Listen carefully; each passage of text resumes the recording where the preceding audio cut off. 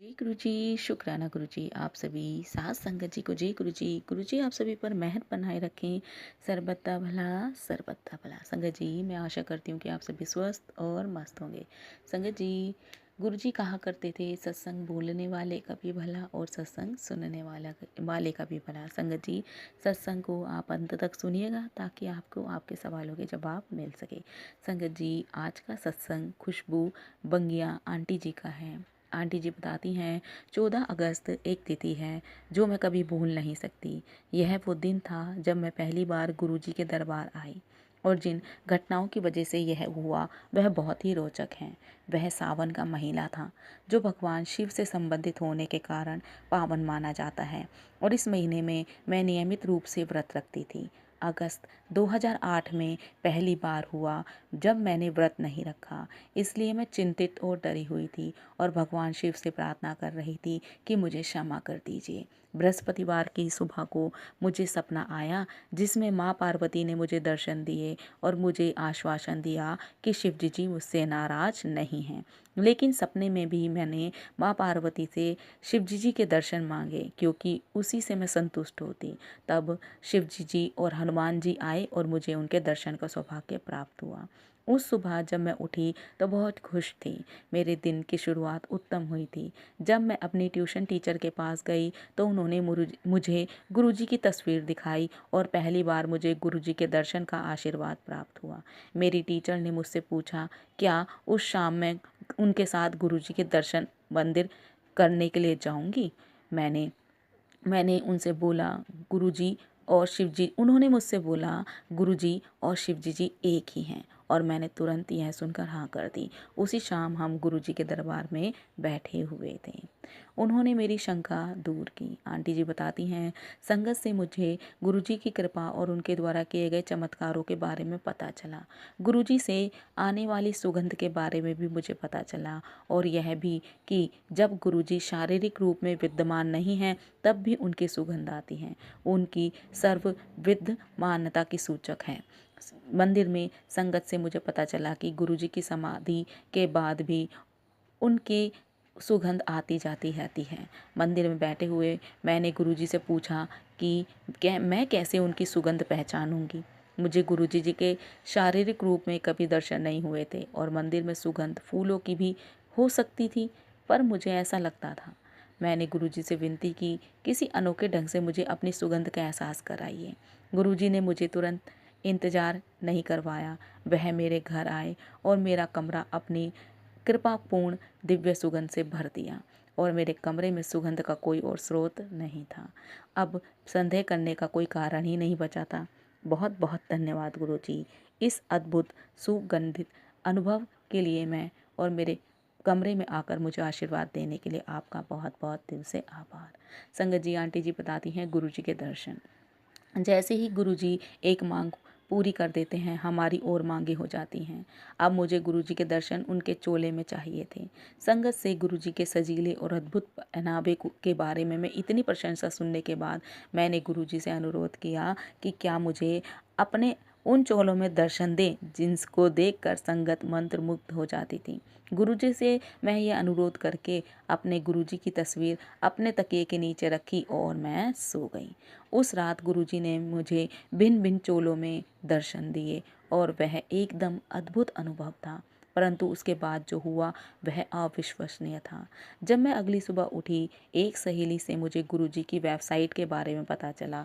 जब मैं gurujimaharaj.com website पर गई और तस्वीरों के भाग में गई तो मैंने पाया कि वहाँ गुरुजी के उन्हीं चोलों में तस्वीरें थीं जिनमें उन्होंने मुझे पिछली रात दर्शन दिए थे। एक बार फिर बड़े ही आश्चर्यजनक ढंग से गुरुजी ने संदेह की संभावना दूर कर दी। गुरुजी अपने सभी बच्चों का ध्यान रखते हैं और हम सबके लिए शर्म रहित प्रेम का स्रोत हैं। मैं बताती हूँ किस तरह। गुरुजी के यहाँ आना आरंभ करने से पहले मेरी माँ एक ज्योतिषी के पास गई जिसने भविष्यवाणी की कि जल्दी ही मेरा भाई निखिल बहुत बीमार पड़ेगा और उसे अस्पताल में भर्ती होना पड़ेगा। और वैसा ही हुआ।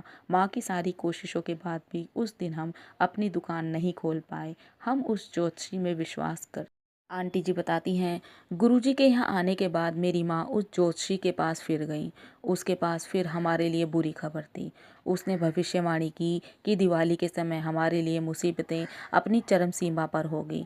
हमारी दुकान का काम अच्छा नहीं चलेगा और मेरे दोनों भाई और माँ बीमार पड़ जाएंगे। हमें बहुत बड़े आर्थिक नुकसान की संभावना नजर आ रही थी। यह भविष्यवाणी होने के बाद जब अगली बार मेरी माँ बड़े मंदिर आई, हल्की बूंदाबांदी हो रही थी। वह संगत हॉल की ओर जाती हुई मंदिर की मुख्य सीढ़ियों पर बहुत जोर से फिसली, पहली से लेकर अंतिम सीढ़ी तक। जब संगत उन्हें उठने में मदद करके शौचालय तक ले जा रही थी, तब वह 2 बार और फिसली। यद्यपि वह 3 बार फिसली थी, वह खुशनसीब थी कि उन्हें कोई बड़ी चोट नहीं लगी। मंदिर में संगत ने हमें कहा कि कोई आने वाली बड़ी मुसीबत को गुरुजी ने छोटी सी तकलीफ में परिवर्तित कर दिया था। हमें यह बात समझ आ गई जब दिवाली आई। हमारी दुकान का कारोबार असामान्य रूप से अच्छा रहा और परिवार में सबकी सेहत भी अच्छी रही। इस तरह 3 लोगों, मेरी माँ और 2 भाई की विकट बीमारियों को गुरुजी ने मेरी माँ का मंदिर में 3 बार फिसलने में परिवर्तित कर दिया। संगत जी, आंटी जी बताती हैं, पर तब भी मेरी माँ को गुरुजी में पूरा विश्वास नहीं हुआ था और यह सब उन्हें एक संयोग लगा। हम गुरुजी के यहाँ नियमित रूप से जाते रहे और जब भी मेरी माँ मेरे लिए एक अच्छे रिश्ते की तलाश में थी और समय बीतते हुए वह थोड़ा घबरा भी रही थी। दिन एक भक्त मनोज, जिसे हम नहीं जानते थे, उनको गुरुजी ने ड्रीम दर्शन दिए और उनको निर्देश दिया कि वह खुशबू की माँ से कहे कि उसे चिंता करने की आवश्यकता नहीं थी, क्योंकि खुशबू अब उनकी यानी कि गुरुजी की बेटी थी और वह उनका ख्याल रखेंगे। मनोज ना तो मुझे जानते थे और ना ही मेरे परिवार को। अब उन्होंने गुरुजी से पूछा कि वह कैसे हमें पहचानेंगे और हमसे मिलेंगे। गुरुजी ने उन्हें संगत में बेला आंटी से बात करने को कहा। मनोज ने गुरुजी के निर्देशानुसार वैसा ही किया। यह जानकर कि गुरुजी ने मुझे अपनी बेटी बना लिया है, मैं बहुत खुश हुई। पर मनोज मेरी माँ के प्रश्नों से बच नहीं पाए, जो हमेशा उनसे पूछती रहती कि क्या उसने जो भी कहा था वह सच था। माँ सोचती थी यह बहुत अच्छा है कि मैं गुरुजी की बेटी हूँ, लेकिन उनको तो अपनी सांसारिक जिम्मेदारियाँ पूरी करनी ही थी। यह सब सितंबर में हुआ और जनवरी में हमें गौरव, गुरुजी का भतीजा, का रिश्ता आया। जल्द ही हमारी सगाई हो गई। तब हमें गुरुजी के संदेश का पूरा मतलब समझ आया।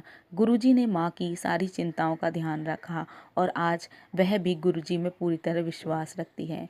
गुरुजी की कृपा हर दिन दिखाई देती है और उन सब का वर्णन कर पाना असंभव है। गुरुजी का आशीर्वाद जीवन के हर स्थिति में विद्यमान है।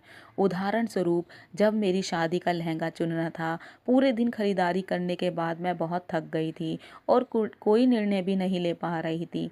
लेकिन माँ के दबाव डालने पर कि हम उसी दिन लहंगे का चुनाव करेंगे, हमने उनकी पसंद से लहंगा ले लिया और बाद में गुरुजी ने मुझे दर्शन दिए। मैं गुरुजी को स्वयं दर्जी के साथ खड़े होकर मेरी शादी के लहंगे को अंतिम रूप देते हुए देखा। अद्भुत था यह सत्संग। संगत जी, आंटी जी बताती हैं, एक शाम गुरुजी ने बड़े मंदिर में दर्शन दिए और संगत उनकी तस्वीरें खींच रही थी। मुझे भी एक भक्त से उनकी तस्वीर मिली और मैं उनसे गुरुजी के दर्शन कर पाई। आने वाले दिनों में मैंने पाया कि एक तस्वीर में गुरुजी को 5 अलग-अलग जगहों पर देखा जा सकता था। मुझे याद आया कि श्री शिव महापुराण में मैंने पढ़ा था कि शिव जी पंचमुखी यानी कि 5 मुखों वाले हैं। यहाँ एक ही तस्वीर में मुझे गुरुजी के 5 मुखों के दर्शन हो रहे थे। इस दर्शन से स्पष्ट हो गया कि गुरुजी भगवान शिव हैं और इन दोनों में कोई अंतर नहीं है। साथ ही मुझे पहले नवरात्रि पर मुझे माँ दुर्गा के दर्शन उनके अष्टभुजा 8 भुजाओं वाले रूप में हुए। मैं विस्मित होकर उनके चरण से लेकर अष्टभुजा तक फिर उनके चेहरे को देख रही थी। मैं विस्मित थी। माँ दुर्गा, श्री माँ दुर्गा अपनी पूरी वेशभूषा में सुशोभित, परंतु चेहरा गुरुजी का था। जैसे जैसे मैं उनको देखती रही, उनका चेहरा दुर्गा माँ के चेहरे में परिवर्तित हो गया और फिर गुरुजी के चेहरे में, स्पष्ट रूप से जाहिर करते हुए कि सर्वोच्च शक्ति एक ही है, कोई और भगवान नहीं है। हम सब भगवान की शरण और उनके निवास स्थान में आए हैं। बहुत बहुत धन्यवाद गुरुजी इन सब अद्भुत अनुभवों के लिए।